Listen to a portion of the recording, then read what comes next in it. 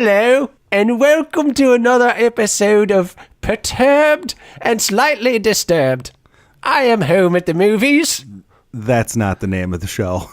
Oh, I'm sorry, my dear Watson. Yeah, I'm Jackson. This is Bored and Annoyed. What's up with the Sherlock Holmes opening today? Is there news on a new Sherlock Holmes, or? It has no place in the episode whatsoever. Okay. All right. But there is a new one coming, right? I think there is. New Robert Downey Jr. one, yeah. All right. So there you go. That's our way of announcing that. Announcing like 3-month-old news. I just heard about it. Welcome to Bored and Annoyed.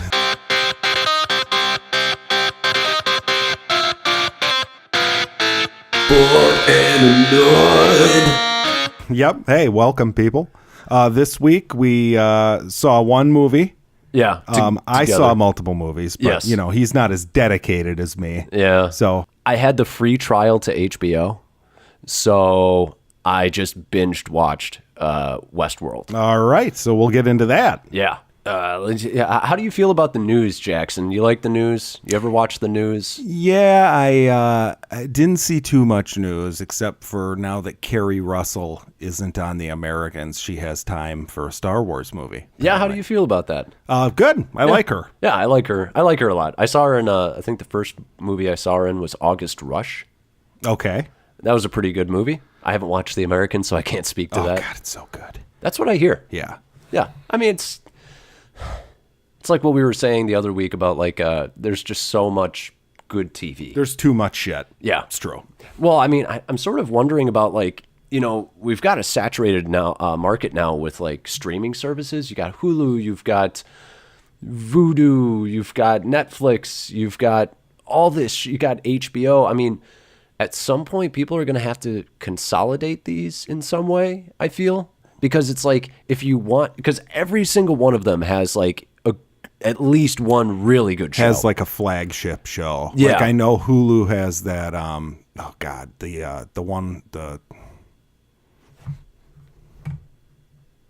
He's looking it up right now. I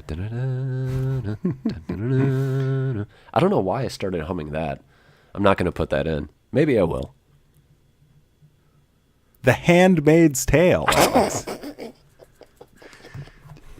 You just bounce away from your computer screen. The Handmaid's Tale. I knew that right off the bat. Yeah, that's their big one.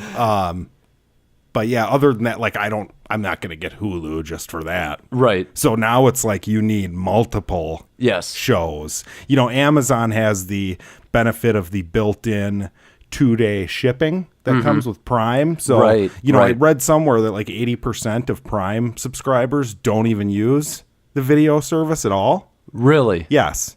Wow, that's weird. Isn't that weird? Yeah. I mean, if you have it and you're paying for it, why not just use it? Yeah, it's just an extra benefit. I guess, yeah. But, I'm just sort of waiting for that to happen.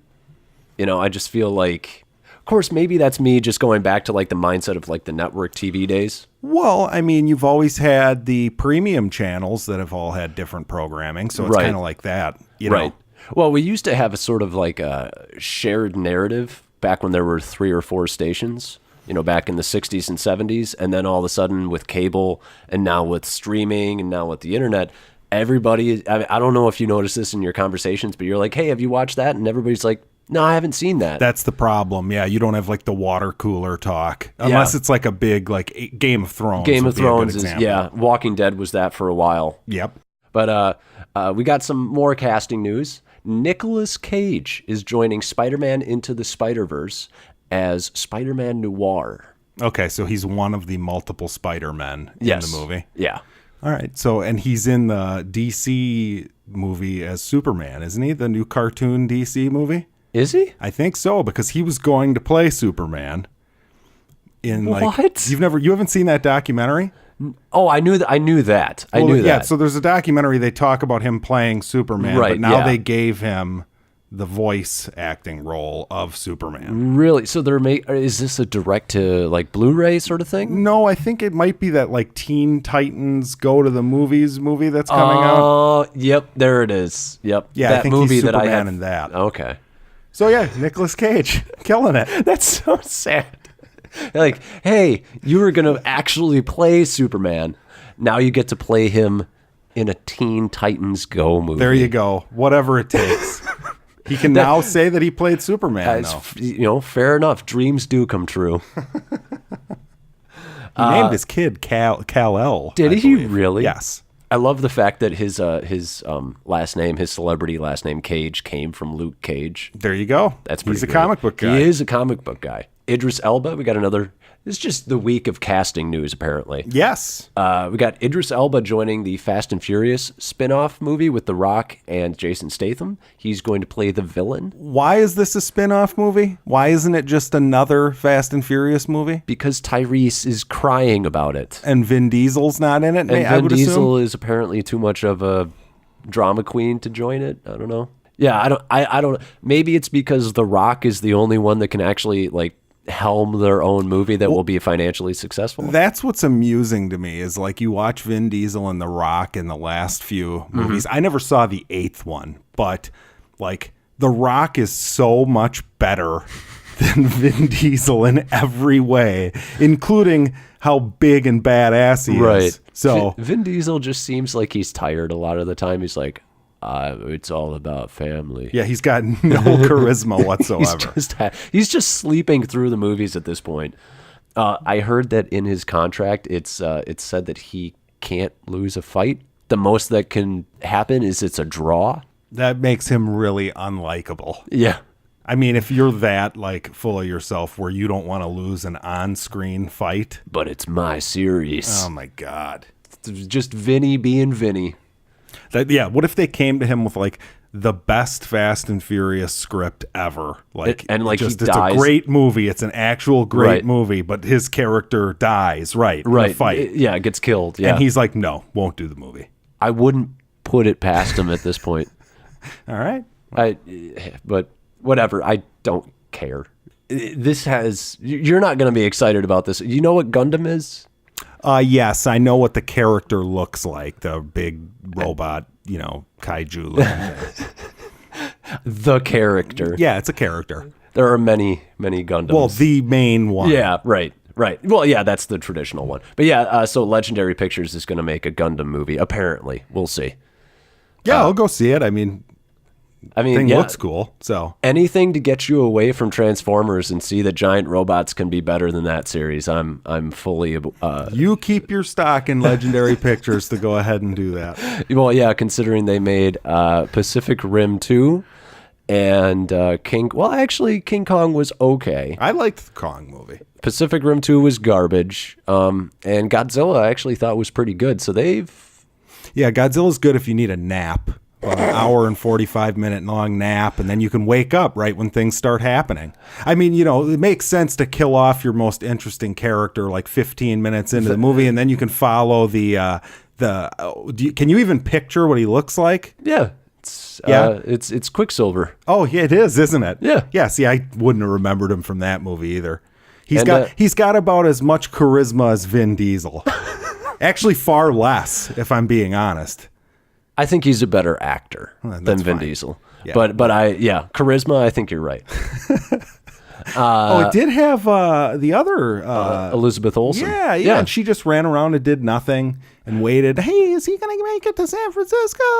And then, they had the big setup. Your most interesting character died right away, and then Ken Watanabe was pretty good. Yeah. I remember him. He let them fight. And the action scenes were pretty damn good when they had. But the problem was there was a little too much blue balls in the movie for the movies, Well, it's like you can focus on human characters. That's fine if you want to do this like slow build up to like seeing Godzilla, but you better make sure your characters are interesting. Yeah. I'm not saying it's bad. Right. It's just not exciting. It wasn't exciting until the very end when he did have the fight, and the fight, I remember. Were you there? I can't remember if we actually saw that movie together. I don't remember either. Okay. I just know the crowd went wild when Godzilla like ripped open that one's mouth and atomic breath. Yes, down that was the throat. pretty good. Yeah. Well, everybody was having a good time near the end, and it was smart in that it left you with that feeling of like, no, we'll see. There's another one coming. I hope it's good. Yeah, I hope it's good too. I just wish they would have left let Bryan Cranston be alive for the movie. I believe that was Gareth Edwards who directed that, who also did Rogue One. Yeah. And I think what you learned about him is that he doesn't really understand what makes humans interesting. You're right. Boring characters, apparently, is his thing. I mean, he's good with cinematography. He's really good with sort of like this dour lighting, but that's really it. But Sam Jackson is going to be in Captain Marvel, which is set 25 years before all of this Marvel shit that's going on now. And Sam Jackson will be de-aged for the entire film. I don't have a problem with that. Right. I think certain people de-age better than others. I mean, we'll talk about de-aging for a bit at least, I'm assuming, in this AntMan review. Ant-Man, right, but Marvel, like, is this your thing now? Right. You have to put it in, like, every fucking movie? I mean, it is kind of cool. I will say, I mean, like, in Ant-Man and Wasp, it was done well. Civil War, I thought it was great in Civil War. With Robert Downey. Robert Downey, yeah. And, oh, God, they did it last year, too. They're doing it once a year. Yeah, they're obsessed with it, clearly. Well, I think clearly they thought it looked good Yep. on Robert Downey, Yep. and they said, "Oh, we can do this." Actually, now. the first time they did it was with Ant-Man 1 with Michael Douglas. I suppose that's true, huh? And I feel like you can see the improvements as it goes along, right? Because Robert Downey Jr.'s leaps better than Michael Douglas. Well, it's funny because Michelle Pfeiffer in this latest one, like, I couldn't tell if she was de-aged or if they just slapped some makeup on her because she still looks good. Period. Yeah, she really does. She really does. Sam Jackson, I think, is going to de-age really well. You de-age really well, sir. Yeah, I mean, look at him now. I mean, the only thing that has happened to him is he's become bigger. Like, he's wider. He looks pretty much the same as he did in Pulp Fiction. Just shave his head bald and he's good to go. Yeah, basically. Like I said, he's pudgier. Well, it's funny because, like, I don't have a problem personally with them just telling me that this is 20 years ago and not using any de-aging. Like, right. I'm okay with that. Maybe there are, like, fans or moviegoers who are like, "Oh, that's dumb. He looks older," but I don't care. But I'm sitting here and I'm like, if there's one actor that you can get away with not de-aging, it's probably him. That'll be interesting. It'll be interesting to see that it's not just one scene, but an entire movie. Yeah. Yeah. So I kind of wonder what that does to the budget also. Right. But I mean, we'll see. I'm very excited for that movie because I have pretty high expectations of it because they know that this is their first female-led one. They know that they need this to be a hit. Yeah, I mean, I'm not excited for it, really, but that's just because I don't know anything about Captain Marvel. I'll go see it, right. And if it's really good, then I'll get excited. But I'm pumped for, they got the Kree. They got the Kree and the Skrull, and they're going to have the Kree-Skrull War, which is a war. It's kind of like, it's almost like a religious war, but in space. Okay. So that sounds interesting. Yeah, I'm pretty pumped for that. Last bit of news, our buddy James Mangold, who directed The Wolverine and Logan, he is going to direct Boba Fett. Yes. He had some thoughts on directing Star Wars movies, primarily thinking about Rian Johnson and the backlash that happened with that film.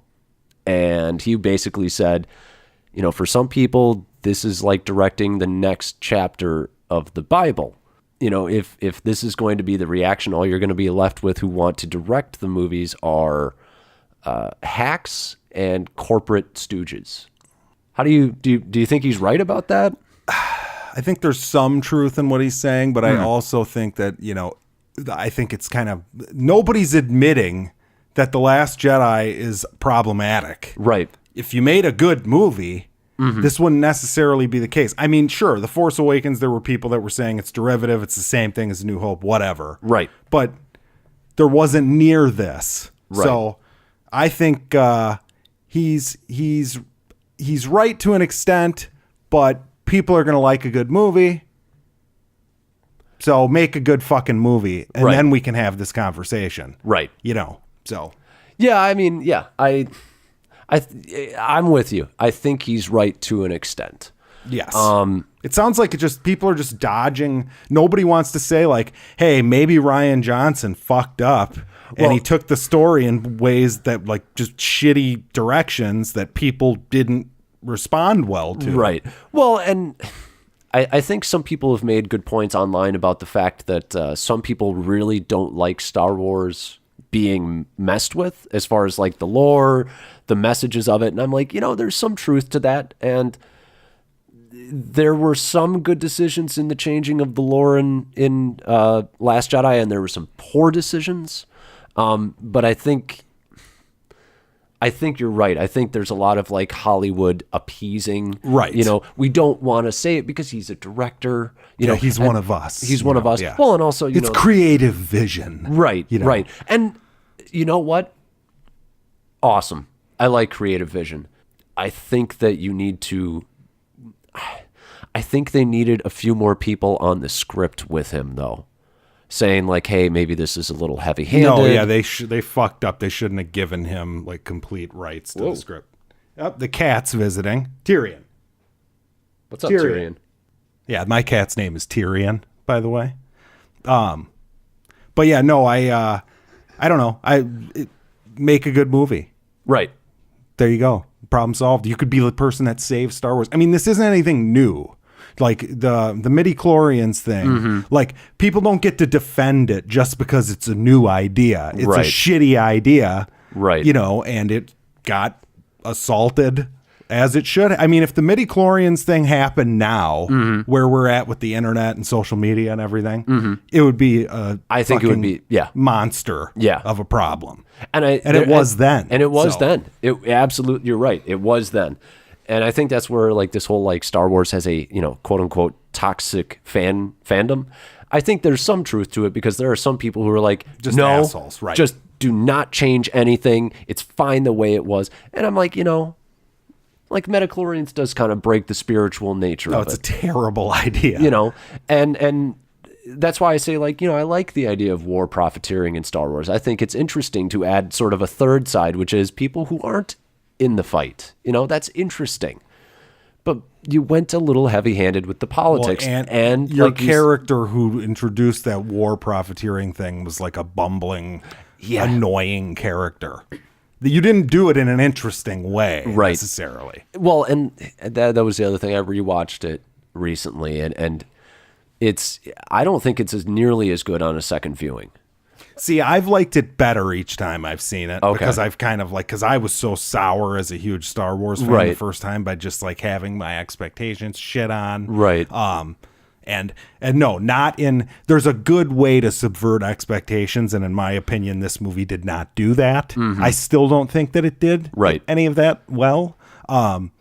But it's more palatable to me. I can focus on Kylo Ren, for instance, who I think is an awesome character even in this movie. Right. So, yeah, I don't know. I mean,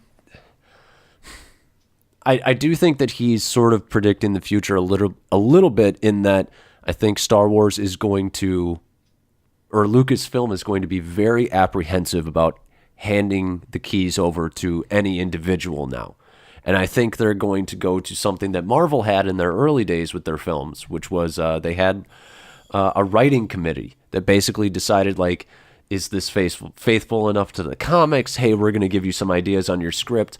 And, that was where, like, some of the rumors about, like, directors don't have a lot of control over at Marvel sort of came from. Now, after Civil War, that writing room is gone. And I actually think that you can make the argument the movies are actually better now because the directors are able to do their own thing. But you've got somebody like Kevin Feige who's in charge who can Somebody's steering the ship better than Kathleen Kennedy is steering the Lucasfilm ship. Yes. Well, somebody has a clear vision. Right. Above just the director and that individual film, and I think that's really important. So we'll see if he's right, but I think he probably will be right. I mean, because I think you got people. I think people are scared. I think people are scared. Who the fuck wants to pass up a chance to direct a Star Wars movie, though? I don't know. There were a lot of people who passed it up. No, they suck. What's his name? Happy Hogan. Okay, well, fine. That's a character name. No, I'm just saying. Period. What's his name? God, fine. I forget his name. Freaking Jon Favreau. There it is. Oh, there you go. Yeah. No, don't. What he's doing the TV series. He's doing the TV series though. I think it's the fear. I think it's the fear of failure in the movies. Not to the fandom, to yourself. Well, then you're gutless and whatever. I mean, if you fucking stand behind your project, Rian Johnson, at least he's out there saying like, no, I believe in what I did. I bet he doesn't regret what he did. Right. So, well, I wish he kind of would in some regards. Well, it's too late now. Yeah. Regretting it isn't going to help anybody. Yeah. Yeah, let's get the fuck off Star Wars. Jesus Christ. Nope, it's got to be brought up every week, apparently. Yeah. Well, Lucasfilm just needs to take a break, go on vacation. Yeah, I don't think that's how that works. I don't think they're going anywhere. Well, I wish they would. Last bit of news. Ant-Man and the Wasp debuted this weekend with $77 million. All right. First place. Knocked Jurassic World out of first place, I'm assuming. Yeah. I don't want to say a little bit. It's an increase because the first one made I believe 58 for opening weekend. So it increased by about 20 million. So that's pretty good. It's sort of right in line with sort of like the Marvel sequels as far as like percentage-wise increases. Like it's about the same as what Winter Soldier increased from the original Captain America. Sure. Well, we can't compare all of these to Avengers. No. You know what I'm saying? So I will say though, like when it came out on Friday and we were all looking at the Friday numbers on Saturday, everybody was like, wow, Friday and Thursday night previews were huge. So everybody was expecting an 85 million weekend, but it was super front loaded. So there's varying opinions as to why that's the case. It opened at 6:00 on Thursday rather than 7:00 or 7:30, which is the standard for Thursday previews. The World Cup is going on. There are other things going on in the nation that are dividing people's attention. Nah, the nerds who go see AntMan don't give a shit about the World Cup. You're telling me there is no overlap? The USA isn't even playing in the World Cup. They didn't even make the World Cup. There are soccer fans out there. Yeah, I'm calling it soccer.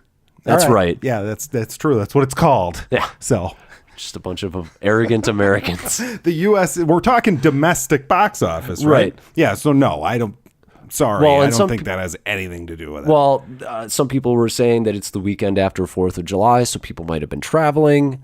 There's also the idea that it came out on Thursday and 4th of July was Wednesday, so there might have been a bigger bump because of it's just Ant-Man. Or it's just Ant-Man. And nobody gives a shit. Yeah. Well, that's sort of what I wonder is how much of this is people making excuses. Right. That's what it always is. Yeah. It's always the same bullshit. So what was it? Solo was, what was it, Memorial Day? Yeah. That's why Solo did shitty, right? Yeah. No, that's bullshit. So, I'm looking at 77. It's like, yeah, it's Ant-Man. I also look at, like, the time because people are like, well, it's in the same line as what the other Marvel's sequels did for increases. But I'm like, yeah, but none of them came out after Black Panther, Ragnarok, and Infinity War. Like, Marvel is at a new high and has, I feel like, the highest sort of consumer faith that they've ever had in their history.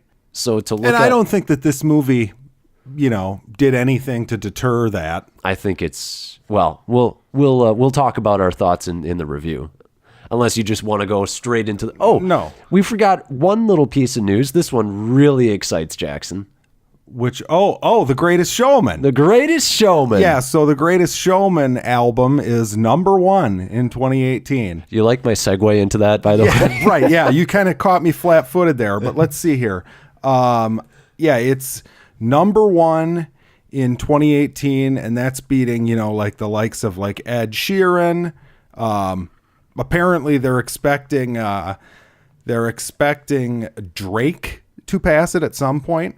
But it looks like they have sold about 1.1 million copies this year of the album, the soundtrack, and that's more than twice as the number 2 contender, which would be Justin Timberlake's Man of the Woods. So the lesson here is Hugh Jackman is better than Justin Timberlake. Drake. Who's Drake? He's like a rapper or R&B or something. I know who Drake is. Yeah, okay. It was poor attempt at a you could make fun of me joke. But yeah, no, hey, Greatest Showman, crushing it. Crushing it still. Yes, it came out in December of last year, and it's #1. Apparently in the UK, it's been like a top 3 album for like the entire year, every week. Wow. How is that even possible? Hey, you saw that when he went over, he really impressed the Queen.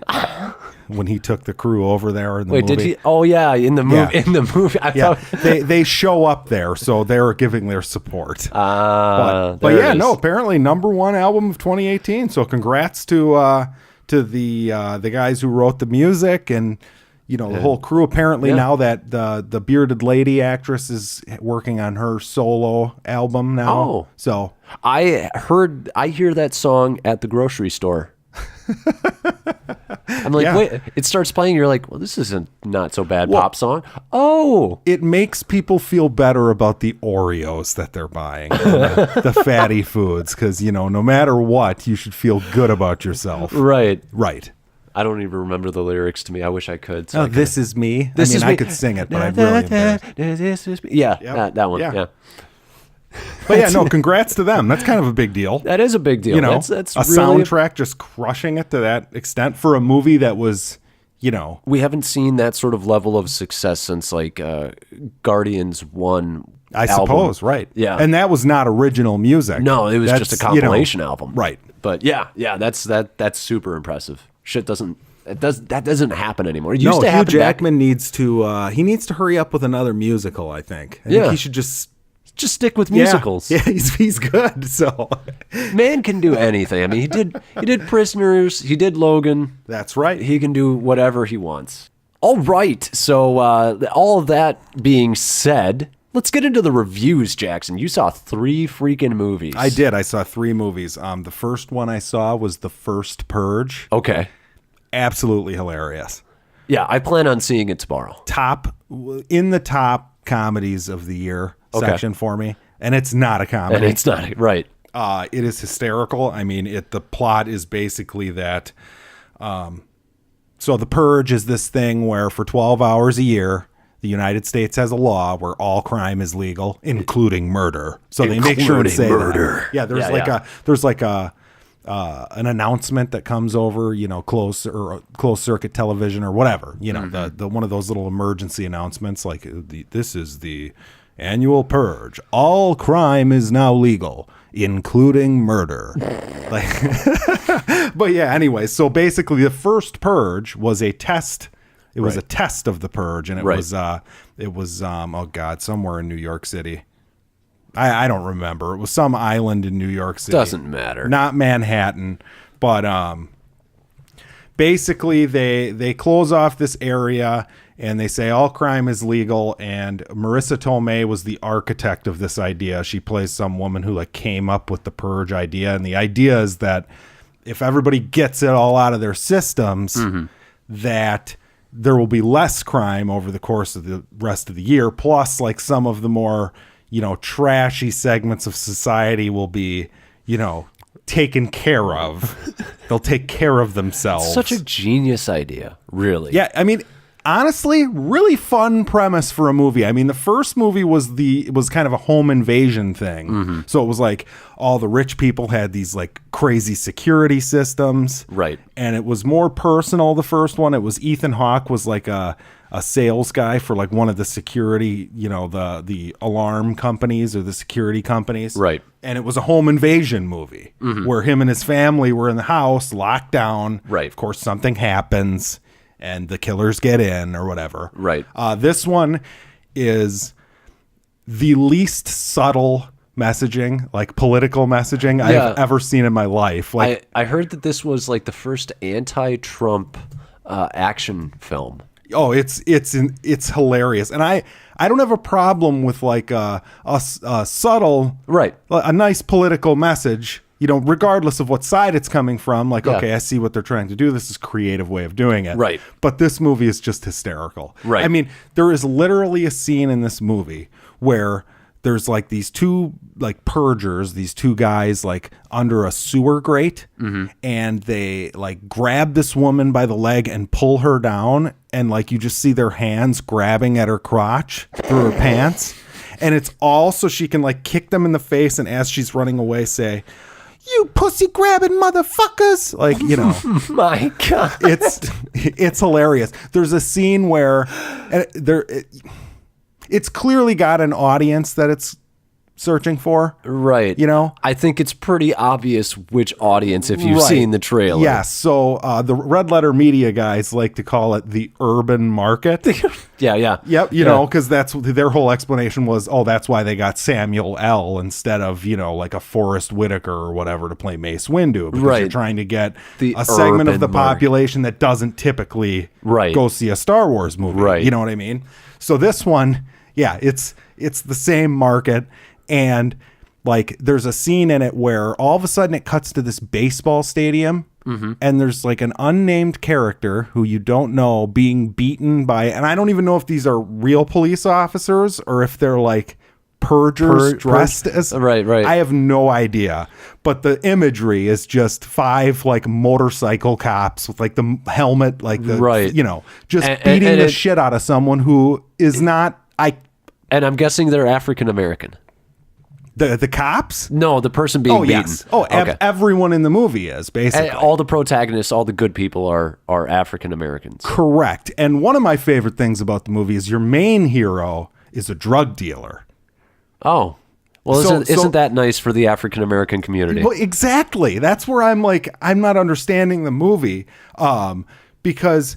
Like, okay, one of the main characters is the drug dealer, and one of the other main characters is like a 13, 14-year-old kid or something who is, unbeknownst to the drug dealer, like on the corner slinging his dope and shit. So not only do you have like a drug dealer set up as your like protagonist, but he doesn't even like realize that like he's got like kids selling dope on the corner for him. Wow. Yeah, it's pretty ridiculous. And this is the character that we're supposed to be like following and thinking is like a good guy. Yeah, seems like a really good guy to me. I love when children are brought into drug dealing. Yeah. You got to get them started early. So yeah, there's the plot doesn't make sense either because, okay, so the idea is this is the pilot of the Purge program. Yeah, it's the prequel. Yep. So basically they're going to watch this and they're going to measure success by how many people participate. So the more killings there are, the better, the higher the success. Okay. But that's not even the point. Like there's even political messaging in that. Oh yeah, it's terrible. But the whole point is like, no, you really like it's an experiment where you're not going to know the results until like years down the road, because just because they all kill each other, that doesn't really. Like, I thought the point was, like, does crime go down in the months after the Purge? Right. You know? So, no, that's not... So they can't even stick to their own premise, is what you're saying. Correct. That's fantastic. But basically what happens is the plot becomes that people aren't participating. So the government decides to send these military folks in as purgers to, like, kill a bunch of people so that people will start playing along. Yep. And Marissa Tomei finds out about this, and she's like, she's moral. She's, you know, like, even though she came up with this idea. Well, she came up with it thinking that, like, she's got like a, you know, it's a twisted viewpoint, but she's got the viewpoint of like, okay, if this works, she believes in relative morality. Correct. So she finds out that they're doing this, and she's upset about it because to her, she's like a scientific person, and she wants the results to be legitimate. Right. So she finds out, and there's this scene, and honestly, it's the greatest like utterings of the words "What have I done?" I have ever seen in a movie. Really, like, it is unbelievably. By greatest, you mean one of the worst? Yes, it's the worst I've ever seen. She literally like all of a sudden she's, "What have I done?" Oh, like, God. Gee, you didn't think there might be problems here? With your whole idea? Yeah. I think that's why, like, I look at the series, and it's why I haven't seen any of them. And this is going to sound really weird because it's like, I like superheroes, but like, I can't buy this premise because I'm like, I don't see all of society getting on board. And not just all of society. I don't see the people in power liking this idea because it's like, look at how divided the nation is. Do you think that the president's safe? If like all of Washington is like, fuck this guy. Well, in the movie, like all the like upper class people are presented as like these like evil mustache twirling, like, oh yes, for our amusement they kill each other. Like that's how it is. And the thing that's funny is like they're trying to make this like, it's supposed to be about like the downtrodden and they're getting screwed and whatever, which is fine.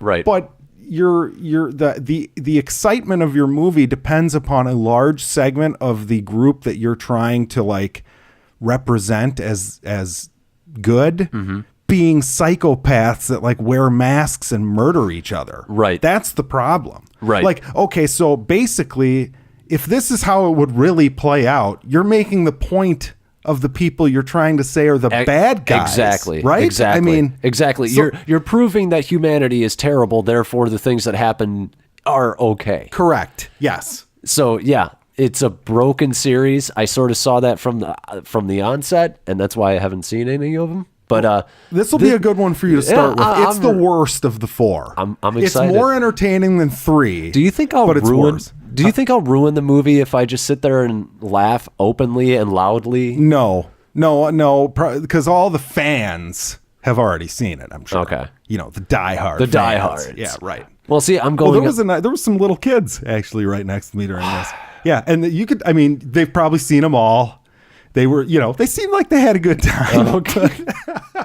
So yeah, if you're a Purge fan, I'd recommend it, I guess. It's stupid, but I had fun watching it because it was so terrible and it's terrible. Okay, favorite character. Okay. His name is Skeletor.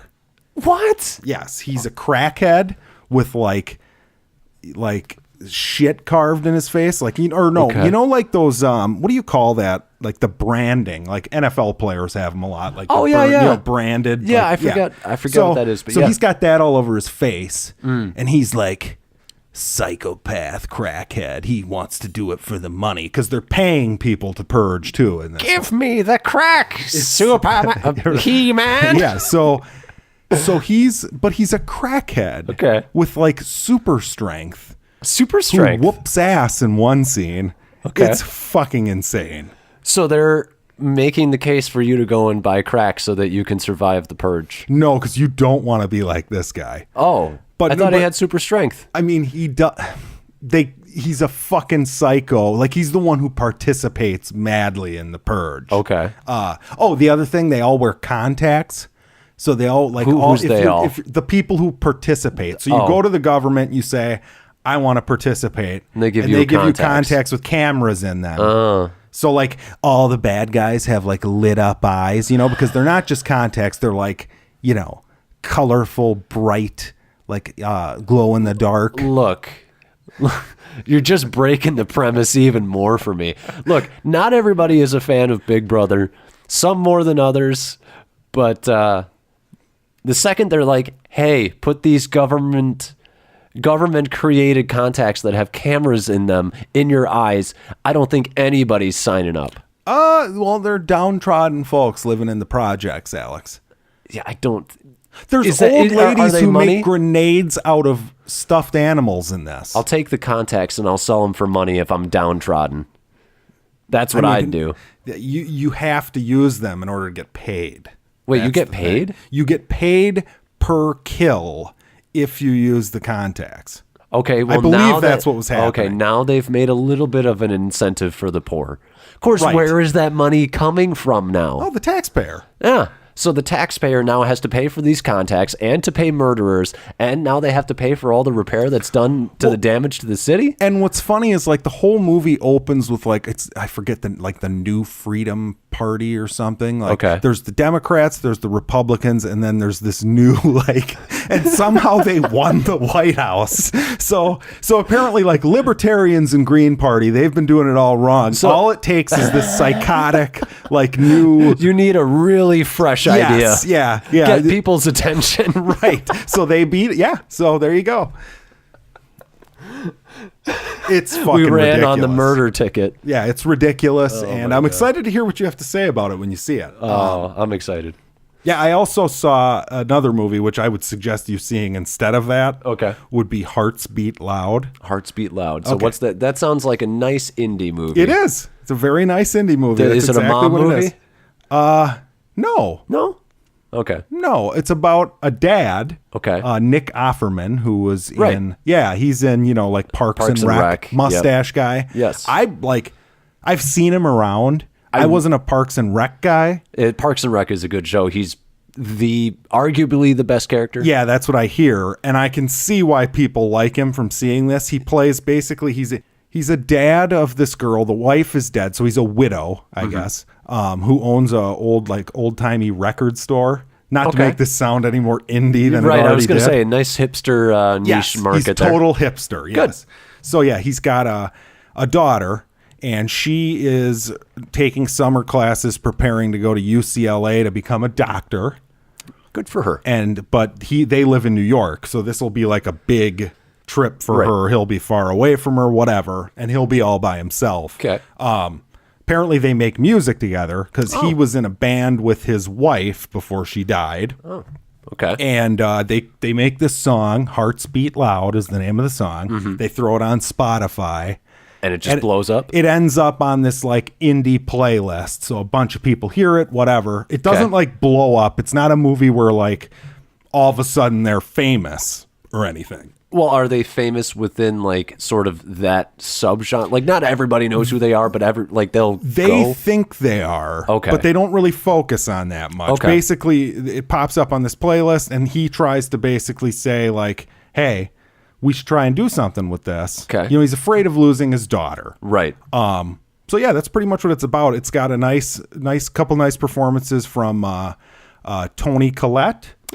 And she's not a psycho in this. She's just showing up again. Yep. And Ted Danson plays a stoner bartender. Always good to see Ted Danson. Yeah. And he's his buddy. Okay. And he goes there and Ted Danson. There's a real nice scene where the main characters, the Nick Offerman guy's down in the dumps and he's, had a few too many.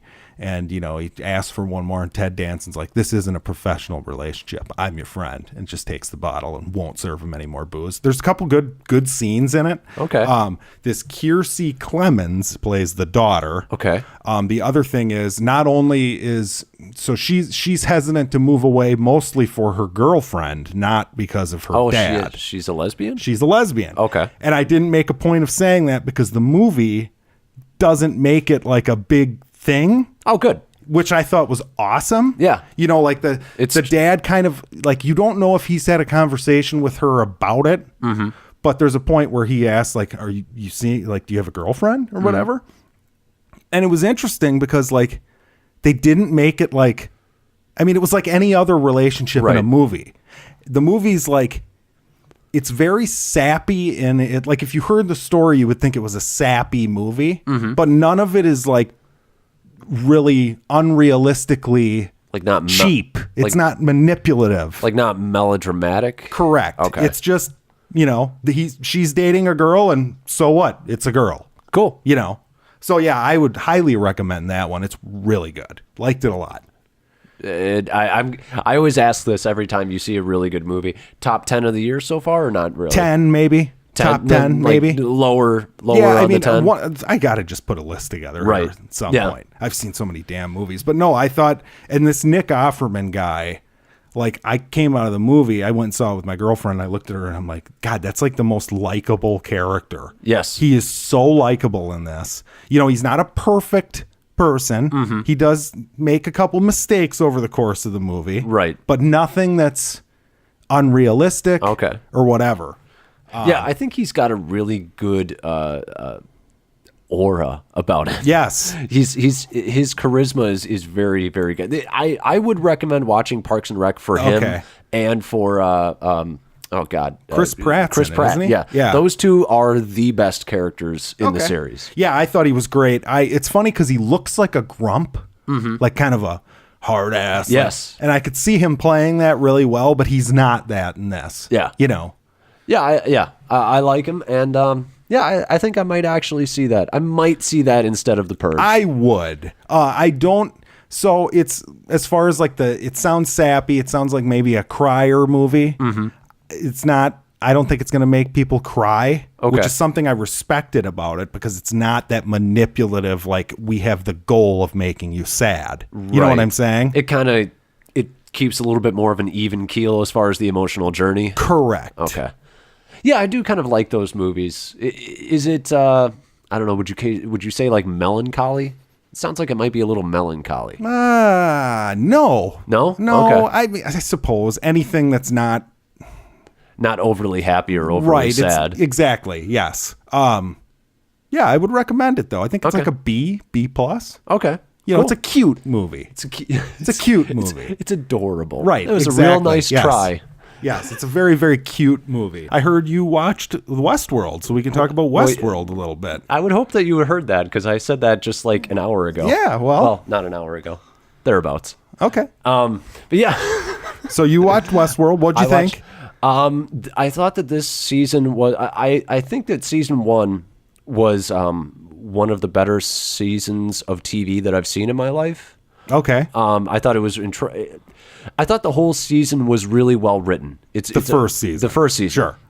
This season started out with, I think, was probably the worst episode of the series thus far. The season premiere? The season premiere was quite bad. It was really boring. It had a hard time getting you into interesting situations for your characters, I felt. Sure. I think it gets a little better when it ends. I think that's one of the problems we can talk about. I think that the series in general, I believe the whole jumping around from like, time-wise, not having everything be linear and normal, I think that it's both an asset and a liability to the show at times. Yes. Because sometimes you just are, I don't fucking care. Because you've got a robot in the series, and my girlfriend, while watching it, said, "Are there 2 running around?"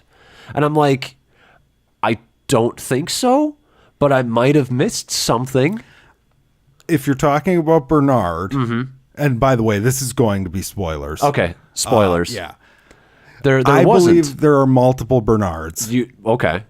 Because there's a scene where, like...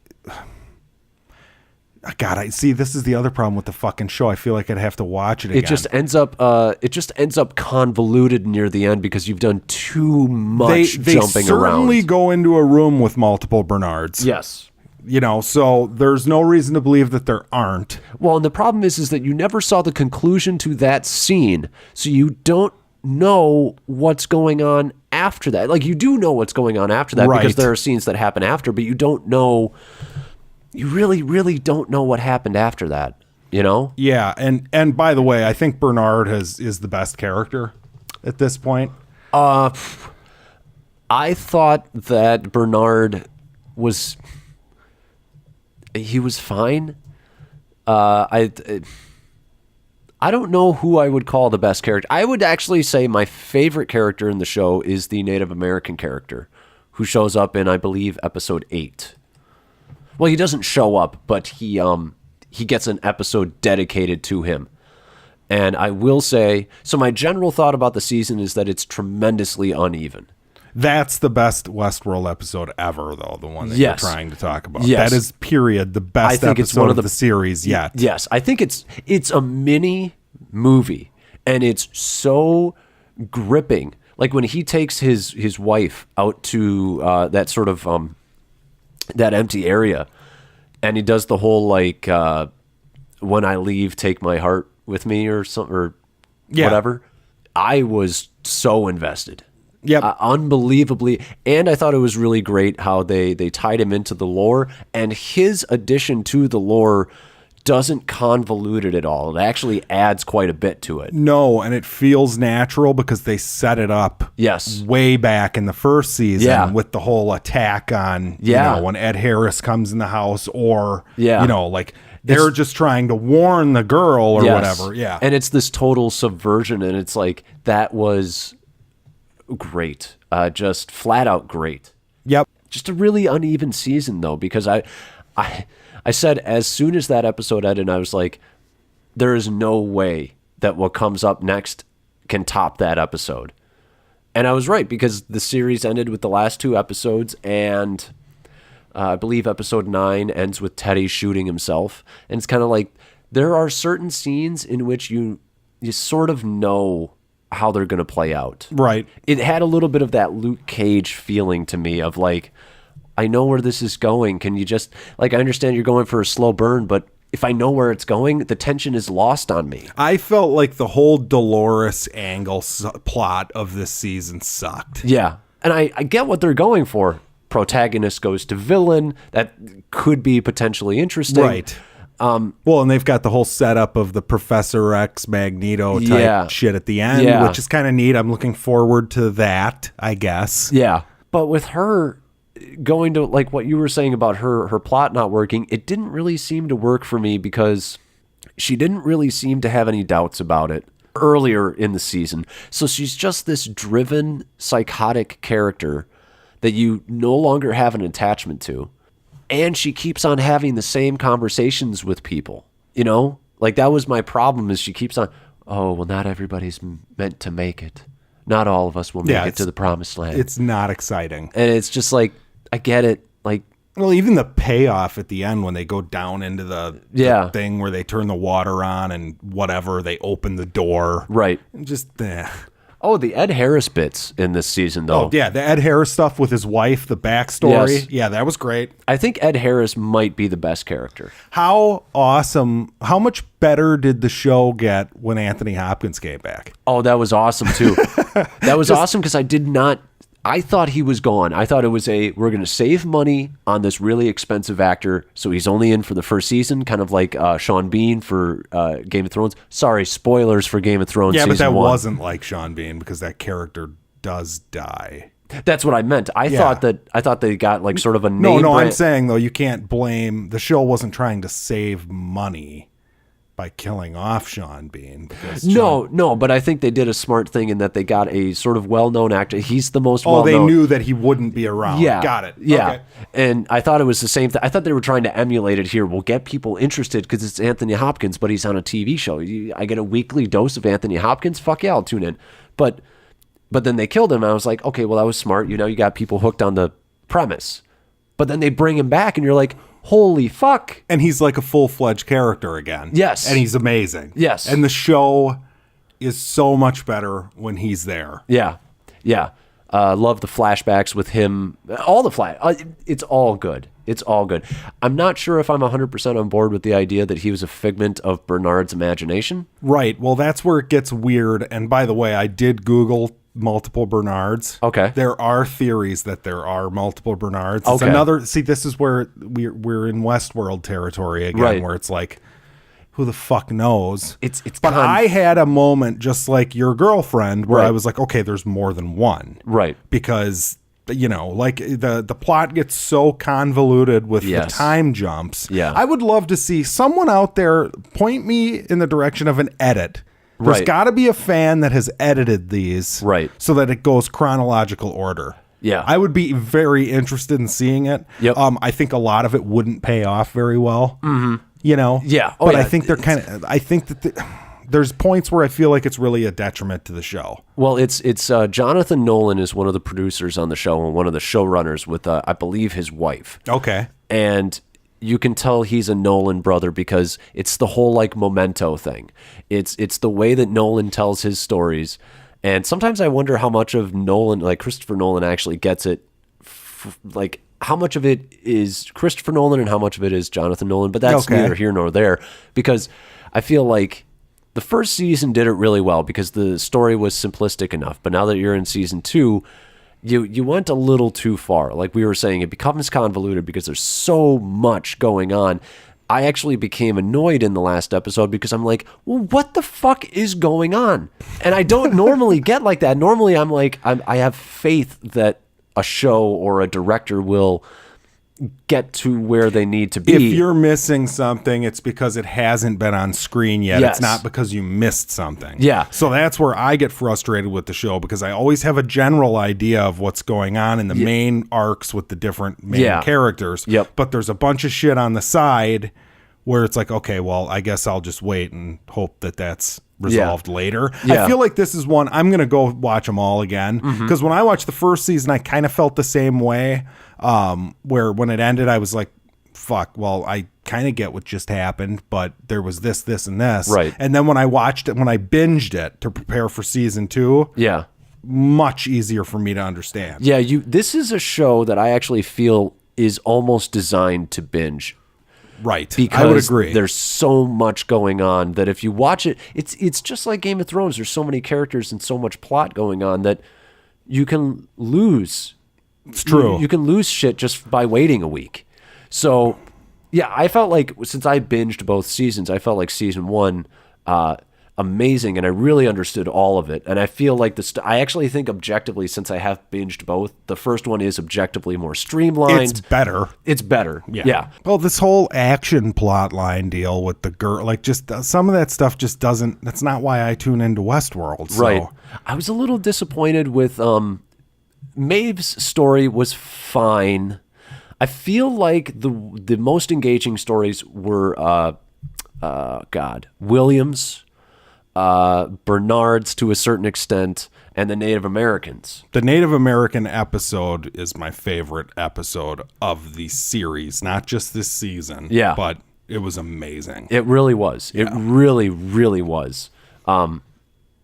It made me. I almost went on Twitter and decided to follow whoever directed it and the name the actor, the resolution guy. He's By the way, you guys should rent or buy the resolution, and you'll see this guy. And between these two episodes, or this episode and that movie, you'll see he's got a lot of range. He's good. Yeah. I'd like to see him in more things. Maybe Taylor Sheridan. Yeah. Maybe you got it right this time. Yeah, and you Taylor. tried to correct yourself. Yeah. Last time you called him Tyler, and you just trudged on. Yep. But Taylor, maybe he'll put him in one of his movies. That would be great. No, yeah, well, because he has to have Native Americans, huh, Alex? He kind of does. Yeah, I think it's kind of his thing. Is it? And you know what? Hey, awesome. I mean, how many times do you see Native Americans in movies nowadays? It's true. Almost never. So that is true. I mean, if I were to give the season a grade, it'd probably be like a C+. Yeah, it was fine. By the way, if you guys want to Google him, his name is Zahn McClarnon is the actor's name. Okay. He's been in like Bone Tomahawk. Bunch of movies. He's got a long filmography, actually. So if you want to see more of him, you can, and he's out there to see. Good. Yeah. Let's get to the main event, though. AntMan and Wasp. AntMan and the Wasp. Yeah. It's a movie. It was a movie. It's got Paul Rudd. Yep. It's got some action. It's got some people, and it's got some laughs, and it's got some stuff. Jackson quite enjoyed it. I liked it. Yeah, I thought it was pretty good. Yeah. I mean, I didn't quite enjoy it. That makes me sound like I thought it was great or something, but it was pretty good. You enjoyed it. Yeah. You enjoyed it more than I did. And it was pretty much what I was expecting it to be. Yeah.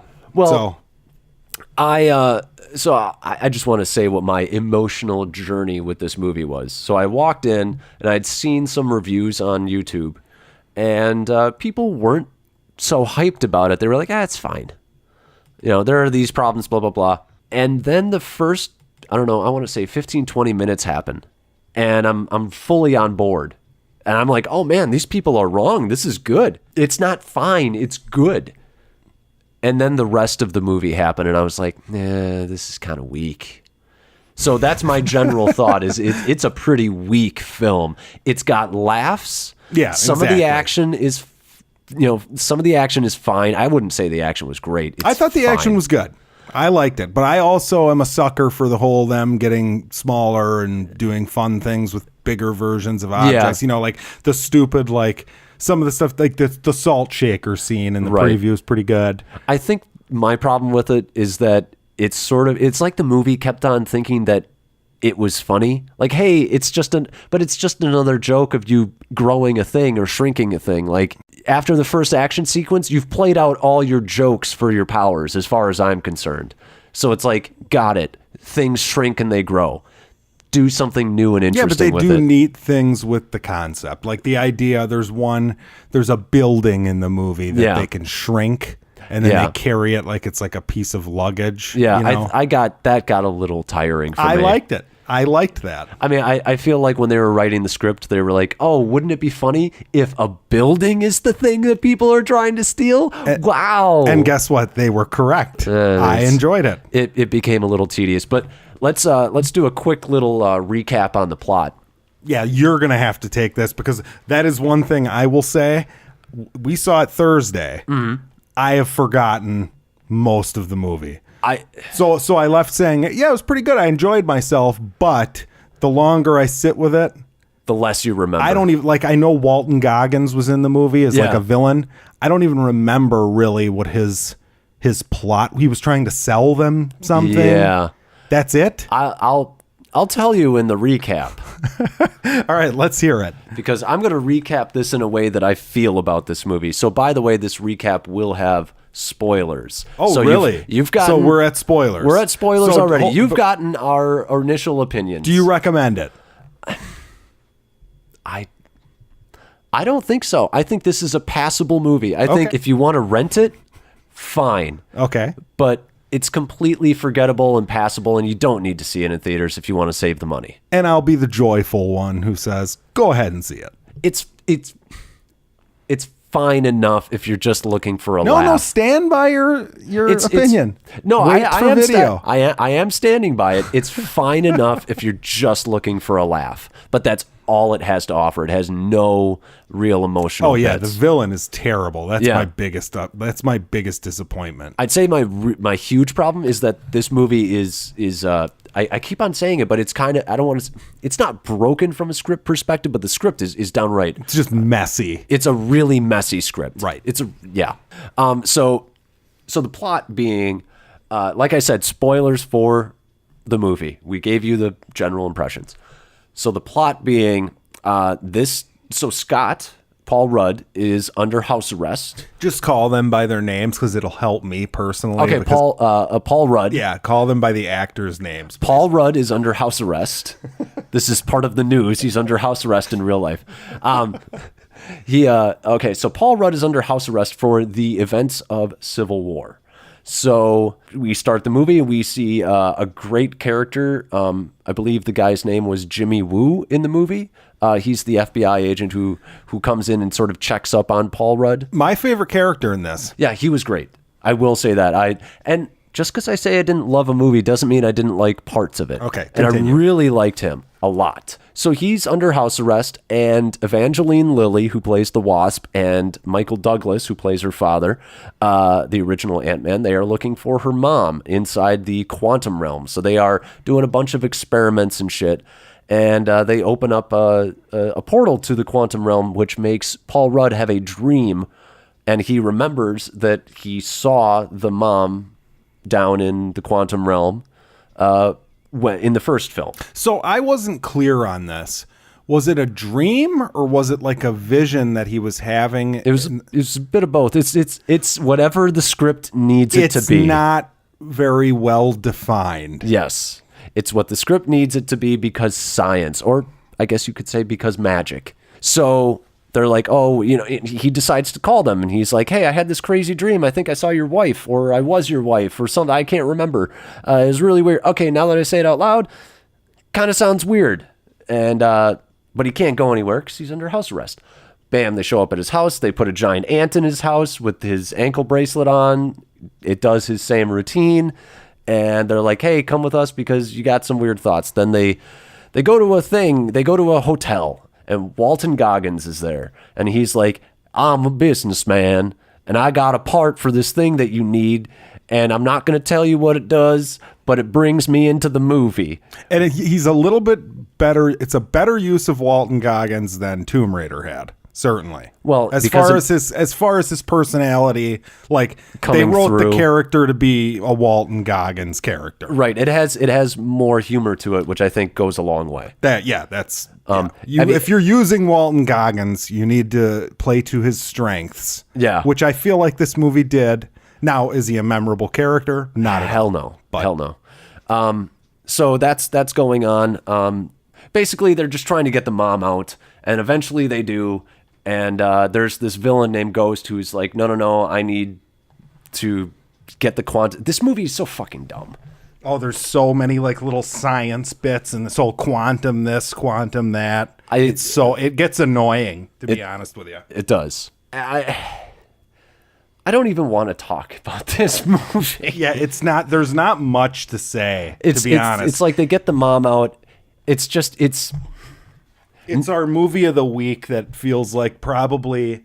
It feels like work talking about it. Well, that's what's interesting is like it's this big, obviously it's the biggest movie to come out this week. It's our featured movie on the podcast this week. I would say it's not the worst movie we've seen. No.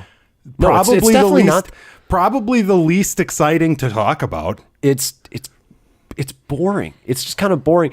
And I'll tell you my problems with it. And everybody's going to be like, "Oh, well, I don't need these things in a movie to have the movie be good." And I'm like, I'm not saying that these things always need to be in a movie, but my general feeling of boredom that I felt and sort of I lost the wonder and I wasn't impressed anymore were byproducts of these things not being in the movie, which was, one, there's no arcs for any of the characters. Nobody learns anything, so therefore I'm not emotionally invested. I'm emotionally invested because it would be nice if somebody could get their mom back. I'm emotionally invested because Paul Rudd and his daughter are cute.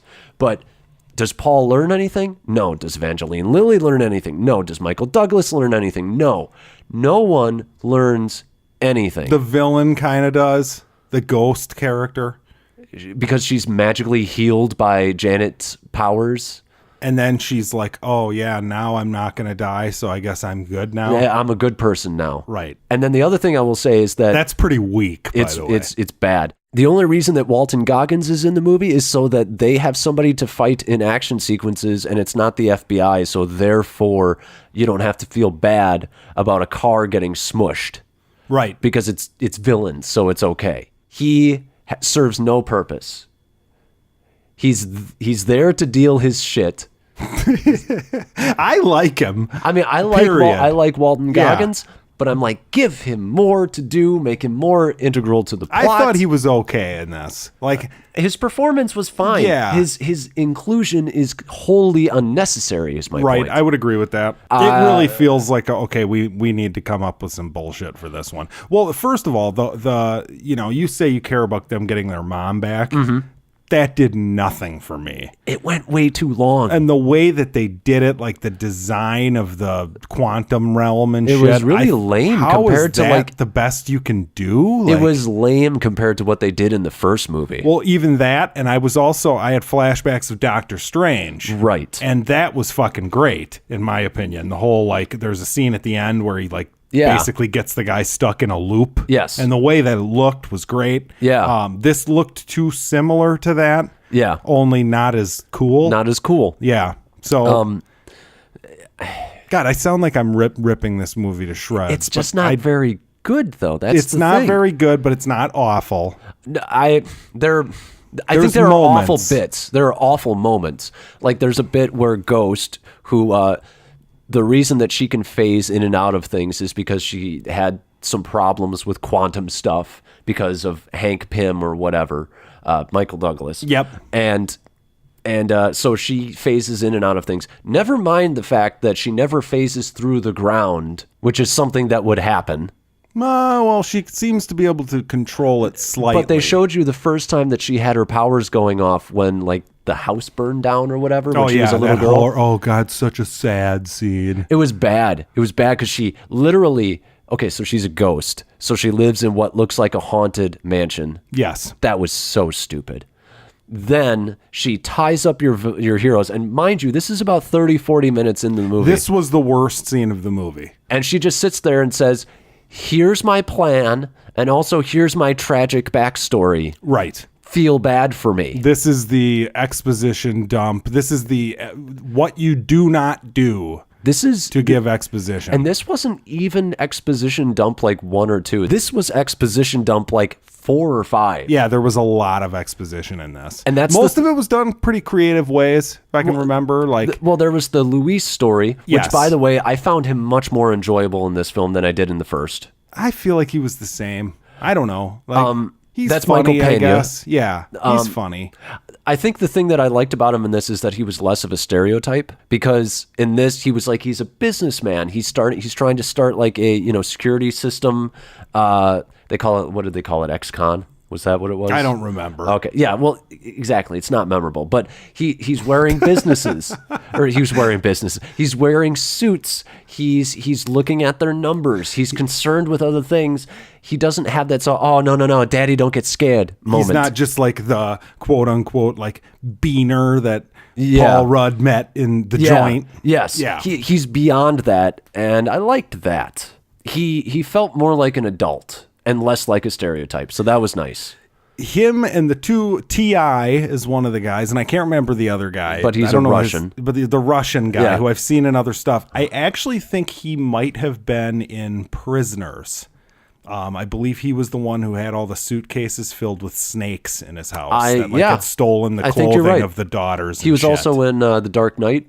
Yes, he was. Yeah. Right. Yep. I really liked him in this. Yeah, he was good. He only had 10 lines or something, but he was really funny with those 10 lines. All of them were pretty funny. Yes. Yeah. And that's the thing, is the movie is funny. Correct. But it doesn't have much of an emotional core. The little girl in the movie, the daughter is good. Adorable. And I love the beginning too, where it shows how great of a dad Scott is. Paul Rudd. Yeah, who's Scott? Scott, yeah, the name of the character in the movie. But I like that. He's made this little maze for his daughter to go through. That was cute. It was a great little scene. Also kind of dumb, though. It was a little dumb, but it also kind of made sense. I mean, dude's under house arrest. Oh, whatever. He's not gonna. I mean, whatever. It was fine. It was fine. It was. I thought it was adorable. I thought it was absolutely adorable, and I was fully on board with that movie. The opening scene where we see Janet and Hank leave Evangeline Lilly's Hope behind. That would be Michelle Pfeiffer and Michael Douglas. Yeah. So de-aging there, we talked about that. That looked pretty damn great. Yeah, and I couldn't tell. I still wouldn't be able to tell you whether or not how much de-aging they did to Michelle Pfeiffer. Right. I was really disappointed with how much Michelle Pfeiffer was in the movie.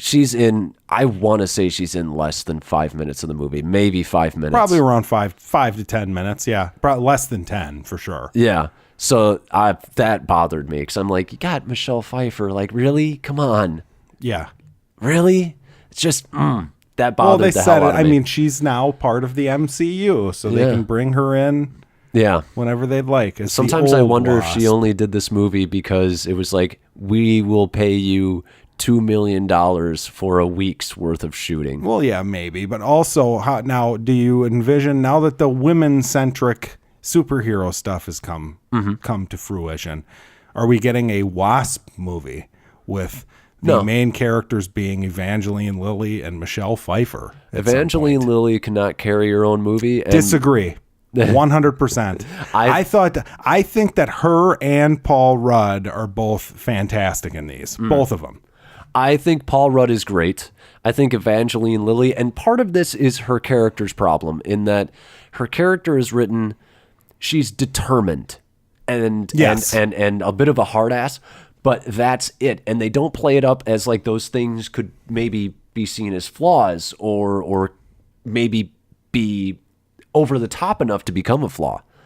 No, she's always like perfect to Paul Rudd's like, being a yes, correct. Yeah. And so that gets a little like, okay, I guess, but I still think I would not be shocked if at some point there is an Evangeline Lilly centric movie for this character. Fine. I'll probably be about as thrilled with it as I was with this one. Right. I suppose it's just, I mean, that's unfair. If they gave her an arc and they actually made her grow in the movie, that would be cool. But they haven't done that in either of the movies. Yeah, I suppose that's true. I like her character, though. I don't have a problem with her. I like... Her character is fine. I think she's, like, as far as female characters in the Marvel Universe, I think she's probably the least interesting. Oh, wow. Okay. Well, I mean I'd have to comb through the... There's like that. She's certainly not less interesting than, you mean like heroes. Okay, so not like Natalie Portman. No, not like Natalie Portman. No, absolutely not. Because Jesus, But I mean, how much of that is interesting and how much of that is just character unlikability? Yeah, I don't know. I think that I like the character. I'm a fan of the Evangeline, not just her performance. I like the character. I think she's good. I don't have a problem with the Wasp. My other main issue, and it's sort of the thing that makes the movie become boring, is there's way too much of like science jargon that bogs down obnoxious, scenes. Yeah. To the point where it's just kind of like, can't you just say like, and then science and just move on with... No. Like, because the way that they explain it is, it just feels like they're writing excuses for whatever they want to do in the next scene. It's true. And that's all it is. So, like, to me, I feel like... Well, in the next movie, I mean, I'm assuming that what we learned in this movie is going to somehow play into bringing back the characters that have been snapped out of existence. Or whatever. Well, and that's the spoilers that Michael Douglas... Michelle Pfeiffer and Evangeline Lilly turn into dust as soon as Paul goes into the quantum realm, when they're all like, hey, we're a happy family. Let's go explore the quantum realm, blah, blah, blah. Well, now he's stuck in there at the end of the movie. What's funny about that is you could have made that the post-credits scene for the Avengers movie. Yeah, you could have. I'm glad they didn't. I'm really glad they didn't, because... I mean, it's just fucking weird, but...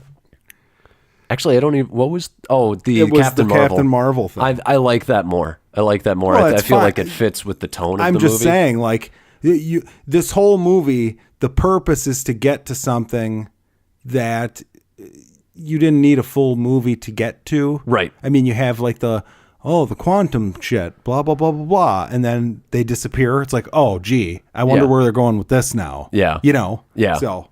It's just... It's just not very interesting, and it's just not very well crafted. I feel like... So Peyton Reed directed this, and he came in very late in the game on Ant-Man 1 after Edgar Wright left. And I feel like... So this is like... We really get to see what Peyton Reed is made of with this movie. This is all his baby. And I think unequivocally his strength is comedy. And his weakness is... I would say probably story structure, and maybe even understanding how to infuse heart into a movie. Well, that's not really fair, because he's really good with the kid and the, all that stuff. Yeah, I mean, I think the movie has heart. It's just there's not much to tell here. Yeah, maybe it's just a matter of there isn't much story, but also I do think, there's no moment of like, oh man, it's the climax and the hero learns something, and because they learned something, now they get to win. There's none of that. There's no catharsis with this film. There's no villain that, like, there's nothing huge to overcome in the movie. It's just fucking... Yeah, and then Michelle Pfeiffer just comes back and solves Ghost's problem in a second. Yeah, after they're like, oh yeah, so there's this big thing in the movie where basically Ghost was kind of raised by Lawrence Fishburne's character. He's an old colleague of Michael Douglas. And he raised this ghost, and she's basically in pain all the time, so she wants to do whatever she can to save herself and get out of pain. Right. And the whole thing is her back and forth with Lawrence Fishburne, where Fishburne's like, no, you can't do it this way. Yeah. If we save the mother, she's really smart. She's going to have like a scientific way possibly to solve this problem. Right. So they save the mother, and no, it's not scientific at all. But she never changes her mind. She's still trying to stop them from saving. Yep. So she doesn't change her mind, but the mother gets saved despite that. Yeah. And then the mother just touches her head, like her temples. And just fixes her. Yep. Fucking awful. Yeah. That villain was terrible. Yeah. Like... They had a good streak going here. They really did. Yeah, they had a good one. They had like Goldblum and fucking the Kate Black Blanchett. Panther dude, Kate Blanchett. Okay, well, I loved Kate Blanchett. But awful villain. Not interesting at all. No, she's not awful. She hams it up. She's way better than Ghost. Leagues better than Ghost. She's way better than Ghost because she actually like has a little bit of a personality, but all she does is spout fucking exposition. Every time you leave the Jeff Goldblum, we've had this conversation before. Every time they left the Goldblum planet in that movie, all of the air was taken out of the movie. for the little segments of time. You watch Carl Urban act like an idiot while what's her name? I would say the air is taken out of the movie in the same way that it's like only having a scene in this movie that only has Paul Rudd, because it relies solely on Paul Rudd's charisma, and over in Ragnarok it relies solely on Cate Blanchett's charisma, and she has a ton. She has a ton of charisma, but she's given exposition dump paragraphs of dialogue to spout out to give us like the history of Ragnarok. But she imbues it with character. Whatever. She's a great actress. Okay, that's fine. You're in the minority. I have a feeling of thinking that character's interesting. I wouldn't say interesting. I would say great. Just because a character she's definitely not great. She's great in that she's incredibly enjoyable to watch on screen. Oh my God, no. Yeah. No. Oh yeah. I could watch her walk around for an entire hour rather than listen to Ghost talk for 5 minutes. Well, you're fine. Okay, great. Good. That's nice. She's better than Ghost. Well done. She's better than a lot of like Phase 1 villains, like what's his name? Oh God. Do you think she's Russian dude? She's not better than like Jeff Bridges in the first Iron Man. Jeff Bridges is just businessman.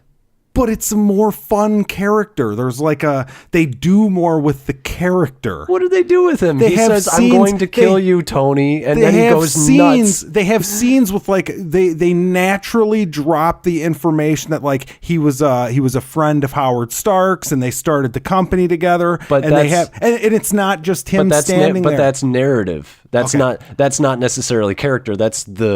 That's how they divulge the information about the character in the film. If Cate Blanchett was the lone villain and the only like bad guy thing going on in Ragnarok, the movie is not nearly as good. I think maybe you could make that point. Yes, 100%. I think that's much better than Jeff Bridges as evil businessman who takes metal suit because I want to be rich. That's fine, but the metal suit isn't the character, Alex. The character is like the way that the information is given regarding that character and what his motivations are more interesting and better done than Cate Blanchett literally standing in a throne room spouting paragraphs of dialogue telling you like she might as well be reading out of the Bible for all I care. Well, she's telling you what she thinks about her people, where she comes from, her place within their history. That's way more interesting than I'm an evil businessman. I want to be rich, so therefore I'm going to steal Tony Stark's tech. All of that's true, but you don't have Jeff Bridges standing there just doing like a news conference at a podium. He does that. We're arguing the exact same point, which is his charisma elevates the character off the page because his character is really not interesting on the page. Fine, but he does more. They do all those things in a much more interesting way in the first Iron Man than they do in Ragnarok. I would say that's a narrative choice, not a character choice. The character is more interesting because of that. You can make any character boring if you have them stand there and give their backstory while they stand there and spout dialogue. I don't care who plays the character. But that's kind of what Jeff Bridges does. Jeff Bridges like goes and fucking uses that thing on the bad guys in the terrorist scene. Jeff Bridges has like, there's like the covers of the magazines. There's cool exposition given where it's like Obadiah Stone was the blah, blah, blah, and the Stark Empire and whatever. It's way more well done. I'd say that he delivers exposition just as much as her. Okay, fine. Well, we're going to agree to disagree. That's fine. You have a hard-on for Ragnarok, though. I think it's one of their best movies. Yeah, not because of her. Oh, I wouldn't say it's because of her. The Trash Planet stuff, the 80s feeling Trash Planet shit was why that movie was good. But there's also the great bit with Doctor Strange. There's also the great bit where he's fighting the fire demons at the beginning. There's also the great bit where he learns that he's not the god of hammers, but the god of thunder, and he gets the whole Led Zeppelin bit on the Rainbow Bridge. There's way more than just the Trash Planet stuff. Right, but as a good villain, you should be able to list a great bit that your villain was in, and it does not exist with that character in Thor Ragnarok. I would say that whole Rainbow Bridge fight scene was amazing. Was she even like? I mean, at that point, the dogs were fighting. There was all sorts of other shit going on. I mean, when she's fighting them in the Rainbow Bridge, Yeah, don't even remember. She's established as a major threat within the first 5 minutes of her showing up. Now, I understand that that's maybe not an interesting way to introduce a character, is that, she shows up and she's super scary and she's badass. But yeah, to me, the great villain in that was Jeff Goldblum. Sorry. Honestly, I don't know what Jeff Goldblum, why he's great. I don't even know if he's much of a... Because he's fucking funny and he's likable. And when he's on screen, you're like enjoying yourself. Yeah. That's why. Yeah. And I thought that the Black Panther villain was great. Yeah. I thought that Thanos was great. Yeah. This movie, Ghost, stinks. Yeah. And don't even remember her name. Hela. Okay. She's fine. Fine, played by a great actress. Okay. That's fine. You don't have to agree. I mean, most people would agree with me on that, but that's fine. I didn't read too many people going like, "Oh God, Hela just elevates that Thor Ragnarok to soaring heights." I wouldn't say she elevates it. I think she elevates the material she is given. Yeah, which is awful. I wouldn't call it awful. It's just very, what would you call it? It's very standard for Marvel villains. She's given very standard Marvel villain shit, and she elevates it because of her performance. I would agree. No, I don't. I mean, she's fine. She's got a bunch of charisma. I like her, Kate Blanchett. Yeah. So, anyways, Ant-Man and Wasp. That tells you how interesting this movie is. That we just went on a huge diatribe arguing over Ragnarok. Yeah. I just think, okay, so to summarize my points, there's no arcs for the characters, which makes the emotional attachment less so than it could be. There's way too much exposition, which makes scenes feel boring and long. The action becomes tedious, or maybe not tedious, but a little been there, done that, because you did most of the good bits in the first one, and you did them most in the first action scene. In this sequence, the humor is great, and the charisma of the characters is pretty damn good throughout the entire movie, but there are a lot of plot contrivances that just bog the whole thing down and make it like, I don't know, it's probably like a C- movie for me. It's not a D, but it's yeah, I'd give it like a C. It's really not. I thought it could have been something special, and it really was not. No, how this has a higher percentage than Infinity War is beyond me. Yeah, that's ridiculous. So I wouldn't. Infinity War was great. Infinity War is great. Does it really have a higher percentage than Infinity War? Last I checked, it was at like an 84 or an 85, and Infinity War is at 82. Why? Why do people dislike Infinity War, man? It's because, I don't know. I think it's just the fact that it's big. I think there are a lot of people and they're like, this is my bit that I hate about certain critics, which is, Ant-Man is light and fun and doesn't take itself seriously. That's what comic book movies should be, and that's why I like it. Okay. And it's that's stupid. You've put it into a box. Right. So fuck you for that, because Ant-Man... It's just as dumb as people who say, well, Batman versus Superman is dark. Yeah, so therefore like it's bad. Oh, therefore it's good. Therefore it's good. Yeah. No, dark or light are just tones. Any tone can work for any movie if you work hard enough at it. That's what I find interesting about Marvel, is that they've got so many different movies with so many different tones, and it all fits together very nicely. Yeah. And then Ragnarok, I would say, is one movie with multiple tones within the movie, which is probably why we have the contentious conversation regarding that character in particular, because I feel like that tone is different in the scenes with her and Carl Urban. It's a little bit more straight, like Thor 1 and 2. Correct. A little bit closer to that. Correct, which to me is the weakness of the movie. So of course I'm not going to like her character. Right. But it still works. Yeah. I think it works better than anything in Thor 2. Like by Thor 2's garbage. Dumpster fire. Yeah. But shit, I just thought it Loki. I forgot it. Loki's a great villain. Loki's a great villain. Yeah, he's great. I think they actually have quite a few. This is not one that most people love, but I love Ronan, and that's another one of their Ronan from Guardians 1. Yes. Yeah, I'm not a huge Ronan fan. Yeah, and I feel like some of these characters probably work better for big comic book fans than they do for the general movie going audience. This for me was, I loved. See, and I don't know much about Ronan from the comics. I know a little bit, but I've never read comics where he's like a main player. But Lee Pace, who also played like one of the head elves in the Hobbit movies. It's funny, I can picture him. Yeah. And he elevates that character. It's another one where they got a great actor to elevate what is pretty mediocre script writing. Right. But the way he delivers lines is fucking great. But anyways, I mean, let me ask you this. If you were to rank Ant-Man and Wasp within the 20 movies, where would you kind of place it? Probably the last quarter, last half. Okay. Definitely last half for me. I think it's better than Thor Ragnarok. It's better than Thor the Dark World. I think it's better than both of the first two Thors.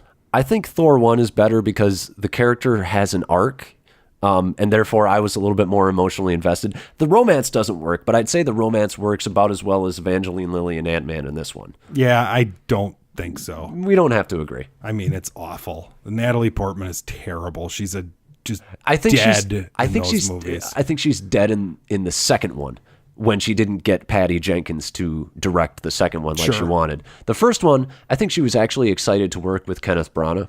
So I actually think that she had some charisma there. Not a great script when it comes to those parts of the movies, or that movie. I just think that movie is bland and boring. It has the action set pieces are garbage. Yeah. Fucking Loki's the only really good thing. And Anthony Hopkins, I guess, Rene Russo, they bring a little weight to their characters. Any scene that has Thor, Loki, and Odin in it is good. Right. It's for me, it's the Earth stuff that bogs it down. Oh, it's awful. Oh, God. And like you said, the action, like when he fights the Destroyer and he beats it in one blow. That whole Destroyer character, it was supposed to be like this big menacing thing that was a threat, and it's bad. Yeah, really bad. It is really bad. But that's and Idris Elba. Yeah, and Idris Elba is great. Like that whole I have no plans to die today, and he's like, none do. Yeah. Fucking great. But I would say that Thor, to me, I mean, I'd have to like look at a list of the movies. Mm-hmm. But the first Thor, do you rank it near the bottom? Yes. Like most of the Thor movies are near the bottom? Yeah, Ragnarok's like top 5, though. Right. Because Ragnarok's fantastic. Yeah, Ragnarok is top 5. I would say Ant-Man and Wasp it's better than Dark World, and it's better than probably Iron Man 2. Oh, God, yeah. I always forget about Iron Man 2 as well. That's another stinker. But I think... But even a stinker in the Marvel universe is like, it's okay. I think this is like bottom 3 for them. Oh, wow. Yeah. I think this is... I think it might only be better than The Dark World. Yeah. Because I'd have to go back and revisit Iron Man 2 and 3. Because those were like my previous bottom ones, is Dark World, Iron Man 2 and 3. That's funny because I actually think that the first Ant-Man is like top half for me. I liked it a lot, and I can't tell you why. It's a mid-tier for me. This one's not that different from the first one, but I still like the first one a lot better. I think maybe it's worn off. It's fresh. Yeah, right. Exactly. This is just tired, and they didn't do the thing that like Ragnarok does or Winter Soldier or Civil War. They didn't up the game for this one in any particular way. They added a female character who does the exact same things that the male character does. Right. But narratively, it's the exact same stuff, and that's kind of boring. Yeah. So, but sorry. Yeah. Sorry, guys. This is Bored and Annoyed, and I guess I was bored. Yeah, I wasn't either. I was fine. Yeah. Meh. God, I'm gonna get hate for this. No, you won't. I had a friend who was like, "Yeah, I enjoyed it." And I was like, "Yeah, I thought it was pretty mediocre." And he's like, "They give you a bunch of shit." He's like, "Well, I liked it." Well, okay, that's cool. Your mom had a good time. She did. Yeah, there you she go. Did. Yeah, my mom came with us for this one, as did my younger brother, and they both. I was the one who enjoyed it probably the least out of everybody there. Yes.